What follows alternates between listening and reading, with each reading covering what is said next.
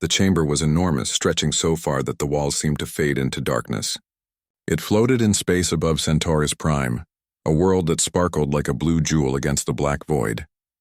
Inside the chamber, representatives from 200 different species sat in their designated sections. Some had bodies made of crystal that reflected light in rainbow patterns. Others were massive creatures covered in thick armor plating. Some floated as clouds of gas inside containment fields. The diversity was stunning, and every single one of them looked down at the lone human standing in the center of the floor. Ambassador Chen stood perfectly still. His simple gray suit looked plain compared to the elaborate clothing and decorations worn by the alien delegates. He was a short man with dark hair starting to turn gray at the temples. His face showed no expression as thousands of eyes, sensors, and optical organs focused on him. He held a small data tablet in his hands, but he had not looked at it once. He knew exactly what he needed to say. High above the main floor, on a throne that seemed carved from a single piece of black stone, sat Emperor Caltheron of the Velsharan Empire. He was massive, nearly 3 meters tall even while sitting. His skin was deep purple and covered in intricate patterns that glowed faintly with inner light. 4 arms crossed over his broad chest. His face was angular and sharp, with eyes that burned like molten gold. He wore armor made from a metal that seemed to absorb light rather than reflect it. Behind him stood 12 Imperial guards, each one a perfect killing machine bred for war. The Emperor leaned forward slightly. When he spoke, his voice boomed through the chamber without need for amplification. It was a voice that had ordered the deaths of billions, a voice that had commanded fleets spanning star systems, a voice that expected obedience. So, Caltheron said, and there was amusement in his tone, the humans come begging for a seat at the table of the civilized galaxy.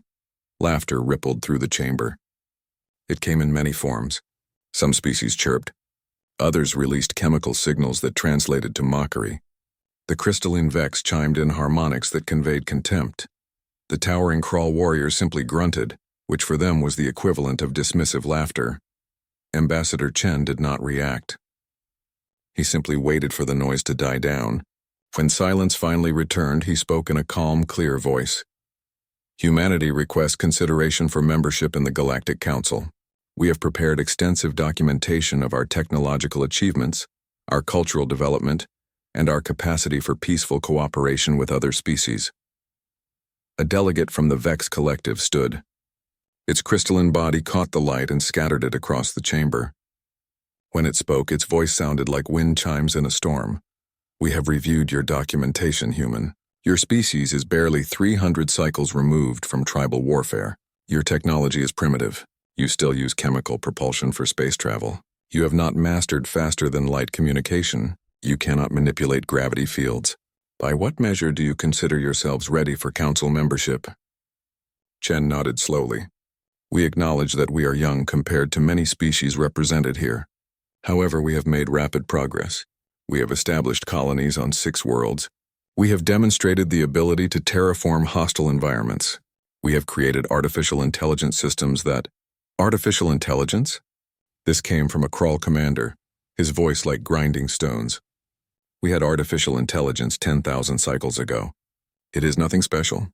You celebrate achievements that we consider ancient history. More laughter echoed through the chamber. Chen remained patient, waiting once again for silence. Emperor Caltheron rose from his throne. The movement was smooth and deliberate. He descended the steps slowly, and the entire chamber fell silent. Even the most arrogant delegates knew better than to speak when the Emperor moved. He crossed the floor until he stood directly in front of Chen. The height difference was absurd. Caltheron towered over the human ambassador. Let me be clear, human, the Emperor said softly, though his voice still carried to every corner of the chamber. The Velsharan Empire has ruled this sector for 10,000 cycles. We have brought order to chaos. We have unified hundreds of worlds under a single banner. We have crushed rebellions, destroyed pirates, and enforced peace through strength. And you are nothing. Your species is soft. You are mammals who still feel emotion clouding your judgment. You make decisions based on sentiment rather than logic. You are weak. Chen looked up at the Emperor. For the first time, a small smile appeared on his face. It was not a friendly smile.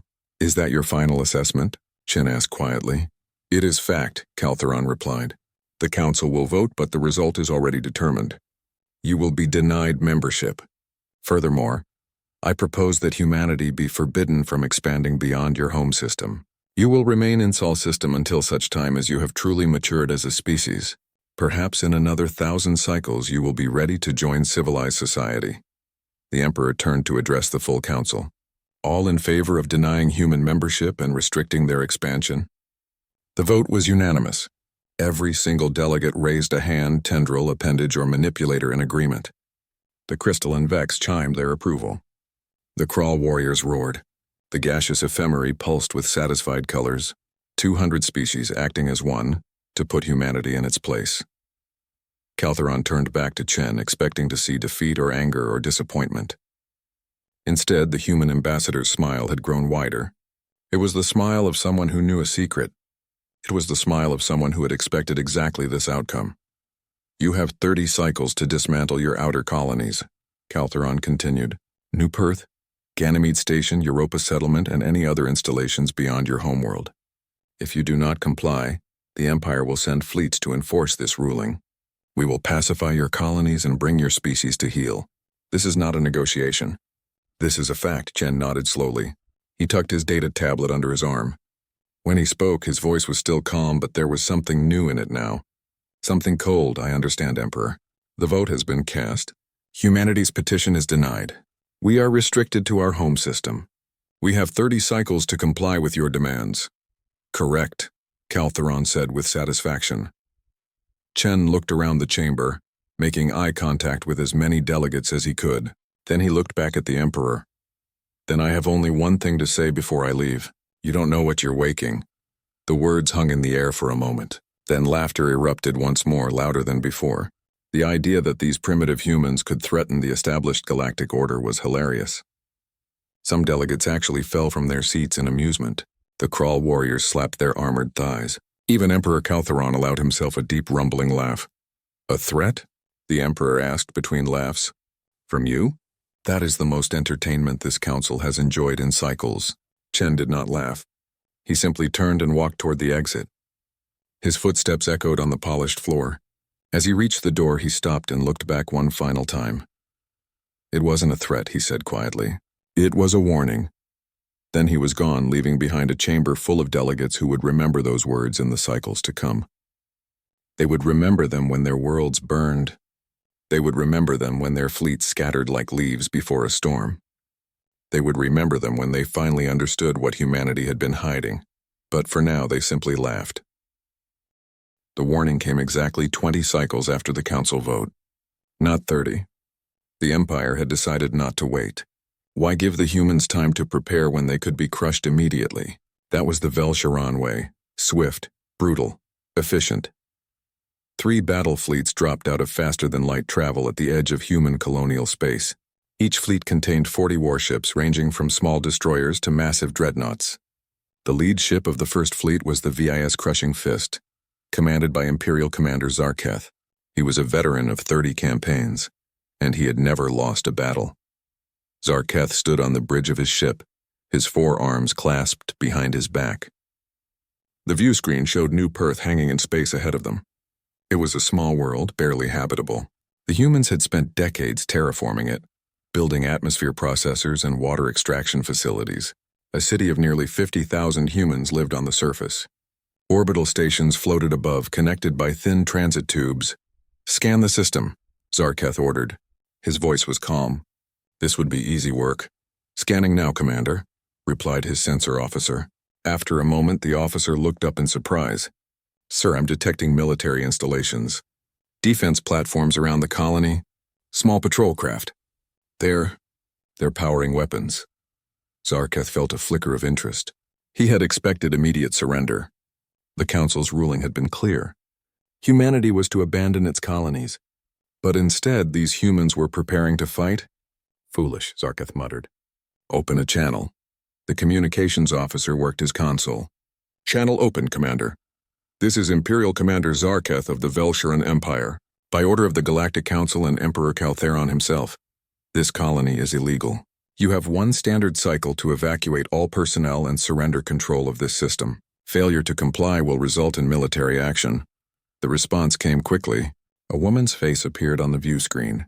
She wore the uniform of the Human Colonial Defense Force. Her name tag read, Commander Sarah Wu. She looked tired, like she had not slept in days, but her eyes were fierce.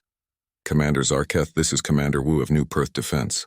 We received the Council's ruling. Our response is simple, no. This is our world. We built it with our sweat and blood. You have no right to take it from us. Zarketh's eyes widened slightly. He had crushed rebellions before, but never had he encountered such direct defiance from a species that had just been classified as primitive. Commander Wu, you do not understand the situation. My fleet contains 40 warships. Your defense platforms number 8. Your patrol craft are outdated. This is not a battle you can win. I'm offering you the chance to save lives. Take it. Commander Wu smiled, but it was a sad smile. You're probably right, Commander. We probably can't win. But we're not going to run either. If you want this world, you'll have to take it. The transmission ended. Zarketh stood in silence for a moment, processing what had just happened. Then he nodded to his weapons officer. Target the defense platforms. Fire when ready. The Battle of New Perth lasted 6 hours. The human defenders fought with a ferocity that surprised the Velsharan forces.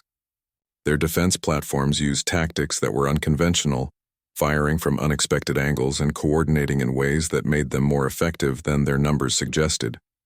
Human patrol craft flew suicide runs, ramming damaged Velsharan ships. Ground-based missile batteries launched wave after wave of warheads, but technology and numbers won in the end. One by one, the human platforms exploded. The patrol craft were hunted down and destroyed. The orbital stations fell from the sky, burning up in the atmosphere. When Zarketh ordered bombardment of the ground installations, Commander Wu transmitted one final message. We made you work for it, didn't we? Tell your Emperor that humans don't kneel. Remember that. Then the transmission cut off as the bombardment began. Within 2 hours, all military resistance had ended. Occupation forces landed and began rounding up the civilian population. Similar scenes played out at Ganymede Station and Europa Settlement. At Ganymede, the station commander evacuated most civilians but stayed behind with a volunteer force. They held out for 18 hours, using the complex structure of the mining station to their advantage. The Velsharan forces eventually breached the command center, only to find that the humans had rigged the entire station with explosives. The blast destroyed 3 Velsharan destroyers. At Europa Settlement, humans used the ice caves beneath the surface to wage guerrilla warfare for 3 full days. They ambushed patrols, sabotaged equipment, and refused to surrender. The Empire finally pumped nerve gas into the cave systems, ending the resistance in a single brutal stroke. Zarketh compiled reports from all 3 battles and transmitted them to Emperor Caltheron. He included casualty figures: 78 human military personnel dead at New Perth, 140 at Ganymede, 206 at Europa. Civilian casualties numbered in the thousands. Velsharan losses were minimal by comparison: 12 ships damaged, 3 destroyed, and approximately 400 personnel killed. But as Zarketh finished his report, something bothered him. The humans had fought too well. Their tactics were too sophisticated. Their weapons, while inferior, were more advanced than the Council's assessment suggested. And that final message from Commander Wu kept echoing in his mind. Remember that. The Emperor's response came quickly. Caltheron was pleased with the swift victories. He ordered occupation forces to establish permanent bases on all 3 worlds. Human civilians would be processed and relocated to labor camps. The worlds themselves would be stripped of resources and turned over to Velsharan colonists. But the Emperor also issued a new order. The Grand Armada would assemble and proceed directly to Earth. Humanity needed to be taught a lesson they would never forget. The Empire would make an example of the human homeworld. They would demonstrate what happened to species who defied the will of the Galactic Council. 200 cycles after the colonial battles ended, the Grand Armada gathered.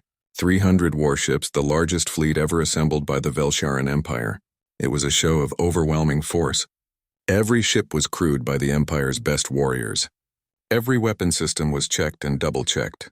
Emperor Caltheron himself would command the fleet from his personal flagship, the VIS Eternal Dominion.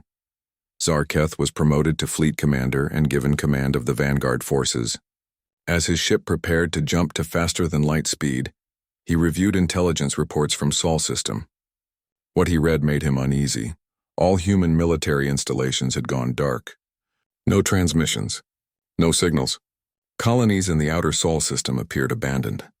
Defense platforms around Earth's moon were powered down. It was as if humanity had simply given up and vanished. "This doesn't feel right," Zarketh said to his first officer. "Sir?" the officer asked. "The colonists fought to the death. Every single one of them. They fought with everything they had. Does it make sense that Earth would simply go dark without a fight?" The first officer considered this. "Perhaps they know resistance is futile. The Grand Armada is unstoppable." "Perhaps," Zarketh said, but he did not sound convinced. The fleet jumped to faster-than-light speed, hurtling toward Sol system. Zarketh could not shake the feeling that something was wrong. Commander Wu's last words kept repeating in his mind. "Humans don't kneel." Remember that, he would remember. He would remember those words when his world turned upside down. He would remember them when everything he thought he knew about humanity proved to be a carefully constructed lie. He would remember them when the truth finally revealed itself in the most terrifying way possible. But that was still to come. For now, the Grand Armada traveled through the void, confident in its strength, assured of its victory. Behind them, the occupied human colonies burned. Ahead of them, Earth waited in silence, and in that silence something was stirring, something that would change the galaxy forever. The Grand Armada emerged from faster-than-light travel at the edge of the Sol system. 300 warships appeared in perfect formation, their arrival precisely coordinated. On the bridge of the VIS Eternal Dominion, Emperor Caltheron watched the view screens with satisfaction. This would be a glorious day. The day humanity learned its place in the galactic order. "Begin system-wide scan," Fleet Commander Zarketh ordered from his position at the tactical station. "I want to know the location of every human ship, every defense platform, every military installation." The sensor officers worked their consoles, their movements quick and efficient. Minutes passed, then more minutes. The officers began exchanging confused glances. Finally, the chief sensor officer looked up at Zarketh. "Sir, we're not detecting any military presence." Zarketh felt a chill run down his spine. "Explain." "The outer colonies, Titan, Callisto, Io, they're all abandoned. Life support is minimal. We're detecting some civilian signatures, but no military personnel. No active weapons. It's like they just left. What about Mars?" Zarketh demanded. Mars was humanity's second most populated world, with nearly 2 million residents. Mars colony shows minimal activity. Population appears to be reduced by at least 60%. No military craft detected in orbit. Defense platforms are powered down. Emperor Caltheron rose from his throne, his forearms spread wide in a gesture of impatience. "And Earth? What of their homeworld?" The sensor officer hesitated. "Earth shows normal civilian activity, my Emperor. Cities are lit. We detect standard communications traffic. But military presence is extremely light. A few patrol craft. Some satellites. Nothing that could pose a threat to even a single ship of our fleet, let alone the entire armada." Silence fell over the bridge. Every officer present had read the reports from the colonial battles. They had seen how fiercely the humans fought. The idea that Earth would simply leave itself undefended made no sense. "This is a trap," Zarketh said quietly. Caltheron turned to look at his fleet commander. "You see enemies in shadows, Zarketh. The humans have simply accepted their fate. They know they cannot win, so they have chosen not to fight. It is the only logical choice." "With respect, my Emperor, nothing about this is logical. The colonists died rather than surrender. Why would Earth behave differently?" "Because Earth is their homeworld," Caltheron replied. "They sacrificed the colonies to save their homeworld. They hope that by offering no resistance, we will show mercy." The Emperor's expression turned cruel. "They will be disappointed." The fleet advanced deeper into the system, passing the orbit of Neptune, then Uranus. Every world they passed was the same. Abandoned or nearly so. No military presence. No defiance. Just silence. Zarketh could not shake his unease. He ordered triple scans of every sector they passed through. He had scouts jump ahead to scan for ambushes. He had communications officers monitor every frequency for hidden signals. But there was nothing. Just that oppressive, eerie silence. "Where are your ships, humans?" Zarketh muttered to himself. "Where are your weapons? You fought so hard at the colonies. Why not here? Why not now?" His first officer approached. "Sir, should I order the fleet to battle stations?" Zarketh considered. They were still days away from Earth at sublight speeds. But something was wrong. He could feel it in his bones. Yes. Battle stations. Full power to shields. Weapons hot. I want every ship ready for immediate action. The order rippled through the fleet. 300 warships shifted from cruising formation to battle readiness. Shields flickered to life, creating shimmering barriers around each vessel. Weapon systems powered up, their energy signatures making the ships glow on tactical displays. They passed Saturn with its magnificent rings. Still nothing. They passed Jupiter, the gas giant that dominated the outer system. Still nothing. They approached the asteroid belt, that ring of rock and ice between the outer and inner planets. And then something happened. For just a fraction of a second, the sensors detected something impossible. A massive energy signature appeared at the extreme edge of their detection range, somewhere beyond Earth's orbit. The signature was enormous, larger than anything in their database. And then, just as quickly as it appeared, it vanished. Report, Zarketh barked. The sensor officer's hands flew over his console. Sir, I'm not sure what that was. It appeared for 0.3 seconds. The energy reading was off scale. Nothing in our database matches it. Where did it appear? Near Earth's moon, sir. But when we focused scans on that location, there was nothing there. It's as if it never existed. Zarketh felt his unease transform into genuine fear. Sensor ghost? Possibly, sir. Solar flares can sometimes create false readings, or it could be equipment malfunction. I'm running diagnostics now. Emperor Caltheron waved a dismissive hand. It is nothing. A sensor error. This system is primitive. Their technology cannot create energy signatures that large. Continue the advance. But Zarketh noticed that some of the other commanders were exchanging worried glances on the communication channels. They had seen the same thing he had, and they knew, as he did, that sensor equipment did not malfunction across an entire fleet simultaneously. The armada crossed the asteroid belt and entered the inner system. Mars passed by on their right, its red surface dotted with the lights of half-abandoned cities. Earth grew larger on the view screens, a blue and white sphere that looked peaceful and defenseless. Zarketh pulled up communications records from the past few cycles. He noticed something strange. Human communications had been normal up until about 40 cycles ago. Then they changed. Transmissions became encrypted. Traffic patterns shifted. And then suddenly long-range communications stopped entirely. When did Earth go silent? Zarketh asked. His communications officer checked the logs. Approximately 38 cycles ago, sir. All long-range transmissions ceased. Short-range local communications continue normally. 38 cycles ago, Zarketh repeated. That was just after the colonial battles, just after Commander Wu's final transmission. What had the humans been doing for 38 cycles while maintaining communications blackout? He pulled up the records from the Galactic Council's Intelligence Division. According to their assessments, humanity did not have faster-than-light communication technology. They did not have advanced power generation. They did not have shields strong enough to stop Velsharan weapons. They were primitive, but primitive species did not implement system-wide communications blackouts. Primitive species did not evacuate entire colonies in perfect silence. Primitive species did not let an invasion fleet approach their homeworld without mounting some kind of defense. My Emperor, Zarketh said carefully, I request permission to send a scout ship ahead. Let them survey Earth directly before we commit the full fleet. Caltheron's eyes narrowed. You question my judgment, Fleet Commander? No, my Emperor. I question the intelligence we received. Something is wrong here. I can feel it. For a moment, Caltheron seemed to consider the request. Then he shook his head. No, the Grand Armada does not cower.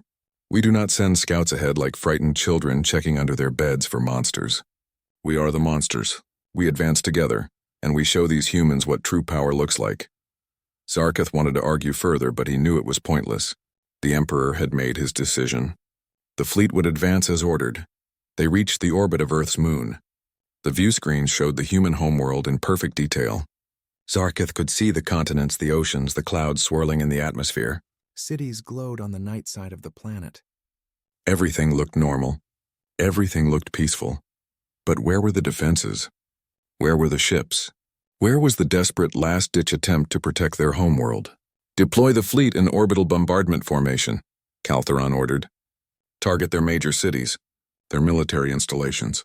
They're manufacturing centers. We will break them completely. The 300 ships of the Grand Armada began to move into position. They spread out across Earth orbit, each ship taking up a designated bombardment position, weapons locked onto targets on the surface below. One word from the Emperor and human civilization would burn. Zarketh watched his tactical display. Every instinct he had developed over 30 campaigns screamed at him that this was wrong. This was all wrong, but he could do nothing except follow orders. "My Emperor," he said one last time, "please, let me send just one scout to—" And then space tore apart. It happened without warning. No energy buildup. No sensor indication. One moment space was normal. The next moment reality itself seemed to rip open like fabric being torn in half. The rip appeared directly between Earth and the Moon, less than 50,000 kilometers from the nearest Velsharan ships. Alarms screamed across every bridge in the fleet. Sensor arrays overloaded, trying to process what they were seeing. The rip in space pulsed with colors that should not exist, frequencies that made no sense. And then something came through. A ship emerged from the impossible tear in reality. But calling it a ship seemed inadequate. It was a construct of metal and purpose, 8 kilometers long and 2 kilometers wide. Its hull was dark gray, almost black, covered in angular plates that seemed to absorb light. Massive engines glowed blue at its stern. For 3 heartbeats, nobody moved. Nobody spoke. The entire Grand Armada simply stared at the impossible ship that had appeared before them. The TCS Indomitable hung in space like a predator studying its prey. Its weapons remained locked on the Velsharan fleet, but it did not fire. Not yet. On the bridge of the Eternal Dominion, Emperor Caltheron found his voice. It came out as a whisper at first, then grew stronger as his shock transformed into anger. What is that? Where did it come from?" Fleet Commander Zarketh's hands moved across his console, pulling up every sensor reading available. What he saw made no sense. The ship's power output was beyond anything in the Imperial database. Its mass was concentrated in ways that suggested armor plating meters thick, and the energy signatures coming from its weapons. "My Emperor," Zarketh said slowly, "that ship is generating more power than our entire fleet combined." "Impossible," Caltheron snapped. "The humans don't have that technology." The Council's assessment was clear. "They are primitive." The Council was wrong, Zarketh said quietly. The communications officer suddenly looked up. "Sir, we're receiving a hail. Audio only. It's coming from the human ship." "Put it through," Caltheron ordered. Static crackled over the speakers. Then a voice emerged. It was calm and professional, with just a hint of steel beneath the words. It was a human voice speaking in perfect Velsharan language. "Velsharan Grand Armada. This is Captain Elena Rodriguez of the Terran colonial ship Indomitable. You are in violation of sovereign Terran space. You are ordered to stand down immediately and await further instructions." Caltheron's face flushed darker purple. "Violation? We are here by order of the Galactic Council. Your species was forbidden to expand. You violated Council law." There was a pause. When Captain Rodriguez spoke again, there was something new in her voice. Something cold. "The Galactic Council has no authority over humanity. Not anymore. Stand down, Emperor, or face the consequences." "You dare?" Caltheron roared. "You dare threaten me?" "I command 300 warships, the finest fleet ever assembled. What can your single ship do against that? Would you like a demonstration?" Rodriguez asked. Caltheron opened his mouth to respond, but Zarketh cut in. "My Emperor, wait. We should—" "Silence," Caltheron snapped. Then to the communication channel, "Yes, human. Show me what your single ship can do. I will enjoy watching it die." The response was not words. It was a simple text transmission that appeared on every view screen in the fleet. 2 words in basic English: "You were warned." Then the Indomitable opened fire. The first salvo came from its main railguns. These were not energy weapons. These were physical projectiles. Massive slugs of dense metal accelerated to a significant fraction of light speed. They left the Indomitable's forward batteries in absolute silence, streaking through the vacuum toward their targets. The nearest Velsharan destroyer had its shields at full power. The railgun slug hit the shield and passed through it like it was not there. The projectile struck the destroyer's hull dead center, and the ship simply ceased to exist. It did not explode. It did not burn. The kinetic impact was so massive that the destroyer was transformed into a cloud of superheated plasma in an instant. The second railgun slug hit a cruiser. This time there was an explosion as the ship's reactor breached. The cruiser split in half, its two sections tumbling away in different directions. The third, fourth, and fifth slugs each found their targets with perfect accuracy. 3 more ships died before the Velcheron fleet even had time to react. "Return fire," Zarketh screamed. "All ships return fire," the Grand Armada responded. 300 warships unleashed their weapons simultaneously. Energy beams, plasma torpedoes, and kinetic missiles filled the space between the two forces. It was enough firepower to destroy a planet. It all converged on the Indomitable, and it all died before reaching the ship. Point defense systems activated across the Indomitable's hull. Laser grids created a web of energy so dense that it was visible even in the vacuum of space. Every incoming projectile was targeted and destroyed. Plasma torpedoes exploded harmlessly. Missiles disintegrated. Energy beams were absorbed or deflected by fields the Velcheron sensors could not even identify. Not a single shot reached the human battleship. "Impossible," Caltheron whispered. "This cannot be happening," but it was happening. The Indomitable continued its methodical destruction of the fleet. Its railguns fired again and again, each shot claiming a ship. Its secondary batteries joined in, using weapons that the Velcheron forces had never seen before. Beams of coherent particles that punched through shields and armor like they were paper, missiles that released submunitions which hunted down targets with impossible accuracy. Zarketh watched his tactical display in horror as ship after ship winked out of existence. The Grand Armada was dying and they had not damaged the enemy even once. "Evasive maneuvers," he ordered. "All ships scatter. Don't give it easy targets." The fleet tried to disperse, but it was too late. The Indomitable was not alone anymore. Space rippled in a dozen locations around the fleet as more tiers opened. More human ships emerged. These were smaller than the Indomitable, but they were still massive by Velcheron standards. Cruisers, destroyers, each one bristling with the same devastating weapons. "Where did they come from?" Caltheron demanded. "How many ships do they have?" Zarketh's sensor officer looked up with wide eyes. "Sir, I'm detecting signatures throughout the system. Ships are appearing near Mars, near Jupiter, in the asteroid belt. They were hiding, sir. They were here all along and we couldn't see them." "How?" Zarketh asked. "How did they hide an entire fleet?" The answer came not from his crew, but from the communication channel. Captain Rodriguez spoke again, and now there was something like satisfaction in her voice. "You asked how we hid, Commander Zarketh? The same way we built this fleet. Carefully, quietly. While you were laughing at us, while you were calling us primitive, we were working. We were learning. We were preparing for this exact moment." A human cruiser passed within range of the Eternal Dominion. Its weapons locked on, but it did not fire, not yet. It was a message: "We can destroy you anytime we want." Zarketh made a decision. He turned to Caltheron. "My Emperor, we must retreat. We cannot win this battle. If we stay, the entire fleet will be destroyed." "Retreat?" Caltheron looked at him with fury. "The Velcheron Empire does not retreat. Then the Velcheron Empire will lose its entire Grand Armada," Zarketh shouted back. He had never raised his voice to the Emperor before, but desperate times called for desperate measures. "Look at the tactical display. We've lost 60 ships in the first 5 minutes. Our weapons cannot hurt them. Their weapons cut through us like we're nothing. This is not a battle. This is a slaughter." More ships died as he spoke. The human fleet moved with precision and coordination that suggested they had practiced this exact scenario many times. They knew where every Velcheron ship would try to run. They knew which ships would try to fight back. They countered every move before it was made. A Velcheron dreadnought tried to ram the Indomitable in a desperate suicide attack. The human battleship simply moved aside with impossible agility for something so large.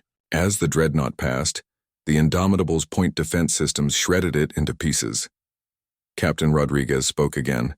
"Emperor Caltheron, I am authorized to accept the surrender of your fleet. Stand down now, and I will allow your surviving ships to withdraw. Continue fighting and you will all die here. This is your only warning." Caltheron's face was a mask of rage and humiliation, his 4 hands clenched into fists. For a moment, Zarketh thought the Emperor would order them to fight to the death. But then something changed in Caltheron's expression. The rage faded, replaced by cold calculation. "How long?" the Emperor asked quietly. "Sir?" Zarketh asked. "How long have we been fighting?" Zarketh checked the chronometer. 47 minutes, my Emperor. 47 minutes. In less than 1 standard hour, the Grand Armada had been reduced from 300 ships to less than 200. 1/3 of their fleet gone, and the human ships had suffered 0 losses. 0 damage as far as sensors could tell. Caltheron closed his eyes. When he opened them again, the fire was gone. Signal the fleet. All ships are to cease fire and hold position. My Emperor? Zarketh asked, unsure if he had heard correctly. Do it, Caltheron said. We surrender. The order went out. Across the fleet, Velsharan ships powered down their weapons. They held position, waiting to see what the humans would do next. The Indomitable's weapons remained locked on them. But Captain Rodriguez's voice came through calm and professional. Smart choice, Emperor. All Velsharan ships are ordered to form up in a single group and prepare to be escorted out of Terran space. Any ship that deviates from the group will be destroyed. Any ship that powers weapons will be destroyed. You have 1 hour to comply. The transmission ended. The human fleet maintained their positions, weapons ready, watching and waiting. On the bridge of the Eternal Dominion, Zarketh looked at the tactical display. He looked at the Indomitable, that massive ship that had appeared without warning and changed everything.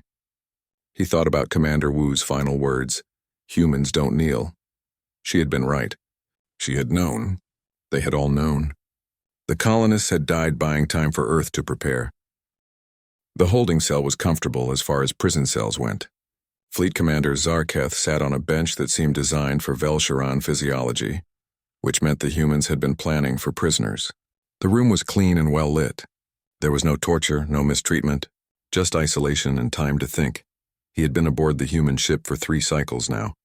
The Indomitable had taken on several high-ranking prisoners, including Zarketh himself, while the rest of the surviving fleet was escorted out of Terran space by human cruisers. Emperor Caltheron had been transferred to a different human ship, separated from his officers. A calculated move. Take away the leadership and scatter it. The door opened without warning. Ambassador Chen walked in, wearing the same simple gray suit he had worn at the council chambers. He carried 2 cups and offered one to Zarketh. Coffee, Chen said. It's a human drink. Caffeine-based stimulant. You might like it. Zarketh took the cup cautiously. He smelled it, then took a small sip. It was bitter, but not unpleasant. Thank you. Chen sat down across from him. For a moment, neither spoke. Finally, Zarketh broke the silence. You lied to us. All of you. At the council. You pretended to be weak. We didn't lie. Chen replied calmly. Everything I said was factually true. We were young compared to other species. We had established colonies on 6 worlds. We had created artificial intelligence. I never claimed we were weak. I never said we were primitive. Those were assumptions your people made. Zarketh thought back to the council session. Chen was right. The humans had never actually claimed to be inferior. They had simply let everyone else reach that conclusion. The slip space technology, Zarketh said. That's what you call it, yes? The way your ships tear through space itself? Correct. When did you develop it? Chen smiled slightly. 43 years ago. We discovered it by accident, actually. A physicist named Dr. Sarah Chen, no relation, was working on a theoretical model for faster-than-light communication. She made a mistake in her calculations. The mistake led to a breakthrough. 43 years, Zarketh repeated. You've had this technology for 43 years and never told anyone? Would you have advertised your greatest military advantage to potential enemies? Chen asked. Zarketh had no answer to that. He took another sip of coffee. The colonies, he said finally. New Perth, Ganymede, Europa. They fought to the death. They knew they couldn't win. Why did they do it? Chen's expression grew sad. Because we asked them to. We needed time. Time to complete the fleet. Time to prepare. The colonists volunteered. Every single one of them knew they were buying time with their lives. Commander Wu. Zarketh said quietly. She knew all along, didn't she? When she said humans don't kneel, she knew what was coming. Yes. Sarah Wu was one of the bravest people I've ever known. She and all the others will be remembered as heroes. Zarketh felt something unfamiliar. It took him a moment to recognize it as shame. He had killed heroes. He had thought he was crushing a rebellion, but he had been murdering people who were protecting their home. What happens now? He asked. Now? Chen set down his coffee cup. Now humanity takes its place in the galaxy. not as members of the Council, not as subjects of the Empire, as equals, or if necessary, as something more. The door opened again. This time Captain Rodriguez entered. She was tall for a human, with dark hair tied back in a military style. She looked at Zarketh with an expression that was not quite hostile, but far from friendly. "Ambassador, we're approaching the Council chambers. We'll be there in 2 hours." "Thank you, Captain." Chen stood up. "Fleet Commander Zarketh, you're welcome to come with us if you'd like. I think you might find what happens next educational." Zarketh stood. He had nothing else to do, and he was curious about what the humans had planned. The Galactic Council had convened an emergency session. Every delegate who could possibly attend was present. The chamber was even more crowded than it had been during humanity's petition. But this time the mood was very different. There was fear in the air. Real, palpable fear. The Indomitable had not docked at the station. Instead, it hung in space directly outside the Council chambers. Through the transparent dome, every delegate could see the massive human battleship. It was a reminder, a threat, a promise. Emperor Caltheron stood in the center of the chamber floor, but he was not there as a judge. He was there as the accused. His armor had been taken from him. He wore simple clothes now, stripped of all decoration and rank. His forearms hung at his sides. He looked smaller somehow, diminished. Ambassador Chen walked into the chamber with Captain Rodriguez beside him. Behind them came a full honor guard of human Marines in powered armor. The Marines took up positions around the chamber exits. Nobody tried to stop them. Chen walked to the center of the floor and stood beside Caltheron. He looked up at the assembled delegates. "Members of the Galactic Council," Chen began. His voice was calm and clear. 40 cycles ago, I stood in this chamber and requested membership for humanity. I was denied. Furthermore, my species was forbidden from expanding beyond our home system. We were threatened with military action if we did not comply. He paused, letting his words sink in. The Velsharan Empire chose to enforce this ruling by attacking our colonies. They killed thousands of civilians. They destroyed settlements that had taken decades to build. They then assembled a fleet of 300 warships with the intention of conquering Earth itself. A delegate from the Vex Collective chimed in. "This is known." "What is your point, human?" Chen turned to look at the crystalline being. "My point is that the Empire failed. They failed because humanity is not weak. We are not primitive. We are not children to be punished when we displease our elders." He turned to address the full council again. "I am not here to request membership. I am here to dictate terms." The chamber erupted in shocked noise. Dozens of species tried to speak at once. Chen simply waited for the noise to die down. When it finally did, he continued. "First, the Velsharan Empire will immediately withdraw from all human colonies. New Perth, Ganymede Station, and Europa Settlement will be returned to human control. All human prisoners will be released.